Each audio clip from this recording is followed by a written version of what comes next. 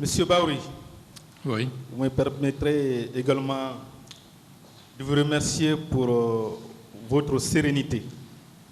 Merci. Pour le temps que vous avez pris pour venir livrer votre part de vérité dans ce dossier. C'est un devoir. Alors, ma première question, je voulais savoir, est-ce que le président Dadis avait approché les forces vives de la nation à l'époque dans le cadre de l'organisation de cette journée dite de recueillement et de réconciliation le 28 septembre 2009? Est-ce que vous avez été approché? Et jamais, je n'ai jamais appris qu'une initiative de ce genre allait se faire.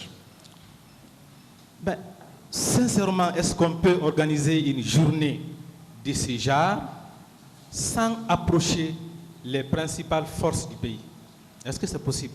Ce n'est pas possible. D'accord.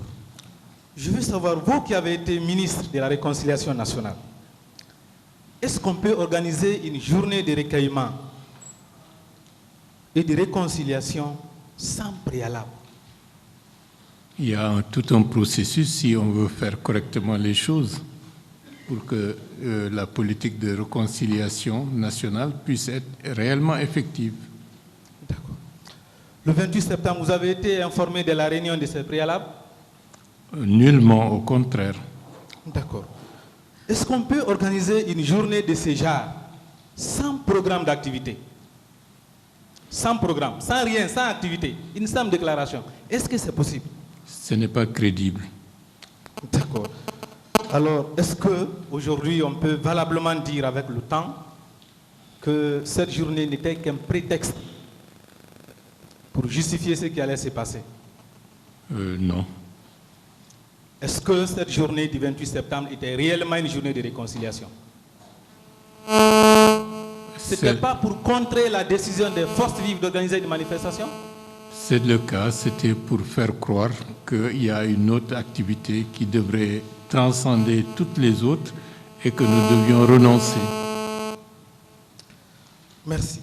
Alors, hier, la défense du président Dadis a fait ses mérites, qu'il aurait réuni les conditions sur le plan de la sécurité, sur le plan de la communication, sur le plan sanitaire, sur le plan judiciaire.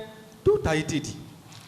En ce qui concerne l'aspect sécuritaire, on nous a dit qu'il aurait donné les instructions fermes au chef d'état-major des armées de confiner tous les militaires et de laisser la police et la gendarmerie assurer le maintien d'ordre et que ces mesures auraient été répercutées à tous les niveaux. Je vais vous lire un passage de sa propre déclaration. Et je précise d'ailleurs que sa défense avait indiqué hier qu'il avait pris toutes les dispositions pour prévenir les violences. Je vous lis sa propre déclaration. Je ne pouvais pas prendre des dispositions pour empêcher la manifestation ou prendre des dispositions particulières pour prévenir tout acte de violence. Est-ce que cette déclaration n'est pas en contradiction avec sa propre défense? Bien entendu. D'accord. Vous pouvez croire à ça, qu'un président de la République dise qu'il ne peut pas prévenir les violences dans un stade, même pas dans tout le pays? Vous pouvez croire à ça? Pas du tout. Qu'il ne peut pas prendre les mesures pour sécuriser sa propre population? Vous pouvez croire à ça? Pas du tout. D'accord. Alors, est-ce qu'on peut alors dire que l'argumentation selon laquelle, sur le plan sécuritaire, le président Dadis avait pris toutes les dispositions n'est pas réelle, elle n'est pas véridique? Affirmatif. Merci, M. Baouri. Sur le plan politique, on nous a dit que le président avait pris son téléphone pour appeler M. Sidya Touré pour lui demander de reporter la manifestation. Alors, je vais vous donner le contenu de leur entretien, certains éléments. C'est M. Sidya Touré qui parle ainsi. J'ai entendu Tibou Kamara dire qu'il fallait faire respecter l'autorité de l'État. À partir de là, Dadis s'est déchaîné complètement. Il a dit répéter le respect de l'autorité au moins une dizaine de fois. Dadis a continué à crier et de menacer de me rendre responsable de tout ce qui pouvait arriver et même de me faire arrêter. Est-ce que un appel qui contient un tel contenu peut dédouaner le président Dadis? C'est une menace clairement formulée. Est-ce que cette menace n'a pas été réalisée le lendemain? C'est affirmatif. Merci. Alors, au cours de cet entretien, l'un de ses proches, à savoir le colonel Moussa Tiegro Camara, était présent. Il a été entendu à l'enquête préliminaire. Parlant du contenu de cet entretien, il a déclaré ceci. J'ai entendu dire le président Dadis que les gens doivent respecter les lois de la République. Ce n'est pas une confirmation de cette menace? Affirmatif. L'organisation de ce meeting violait quelle loi de la République? Aucune. Aucune loi. Merci. Alors, s'agissant du même appel, le président Dadis a déclaré qu'il dormait. Il dit qu'il dormait et que c'est Feu Makambo qui est entré le réveiller. Il n'a même pas fini de communiquer avec le président Sidia. La communication s'est interrompue et il s'est endormi. Mais le colonel Moussa Tiegro lui-même, il fait la déclaration de cet entretien où il dit clairement qu'il était présent et qu'il y avait aussi une autre personne décrite ailleurs comme étant M. Thibou Camara. Je vous lis ce passage.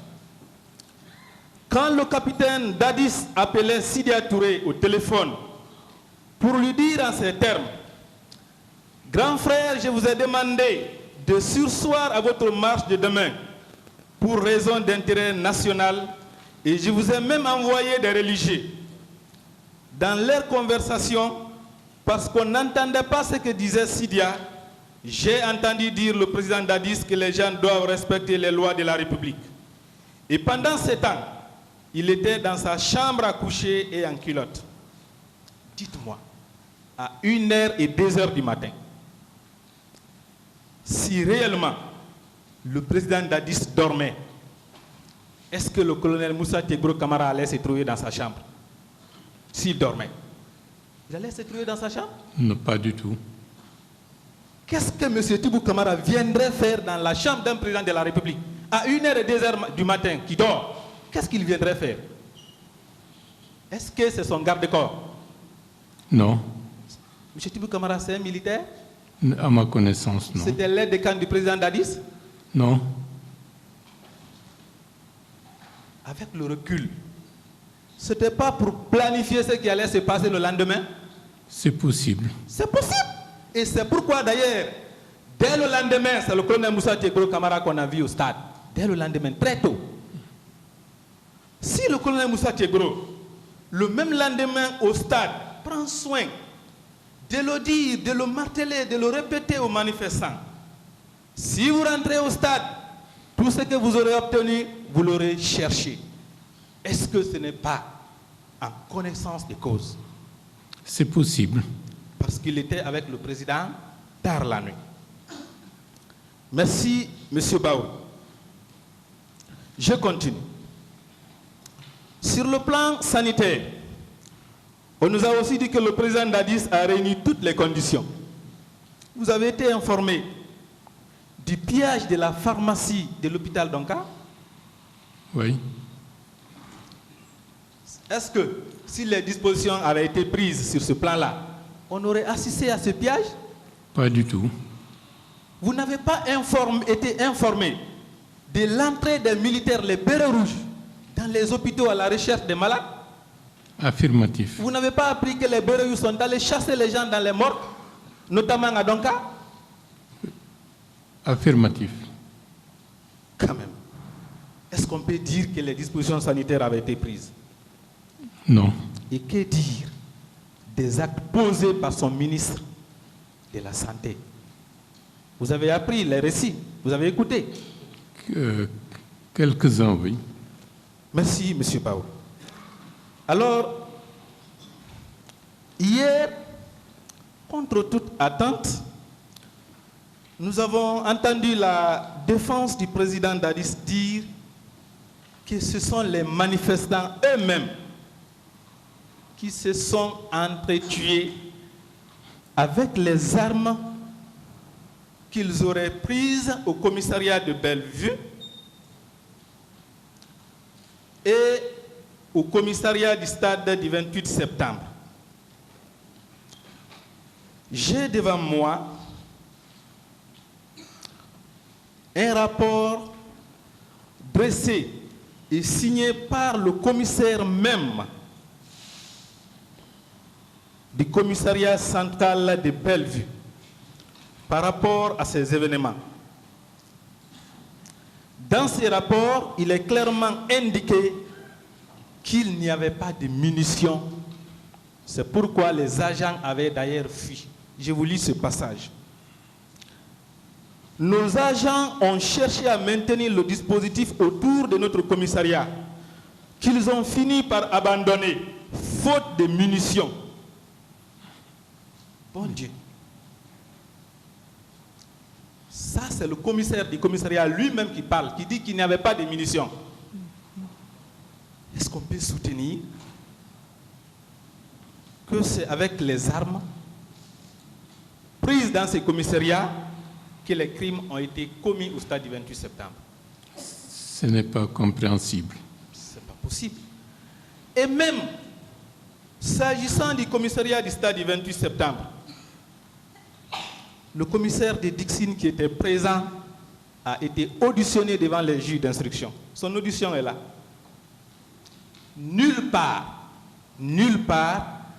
il n'a mentionné qu'il y avait les armes qui ont été prises par les manifestants. Nulle part. Entre les déclarations du commissaire lui-même qui était présent au moment des faits et d'autres déclarations selon lesquelles les gens auraient pris les armes, qu'est-ce qu'on peut prendre pour vrai, M. Baour? L'autorité du commissaire est suffisamment édifiant et c'est la personne la mieux indiquée pour dire ce qui s'est réellement passé. On va se limiter là. Merci, M. le Président. L'audience est suspendue.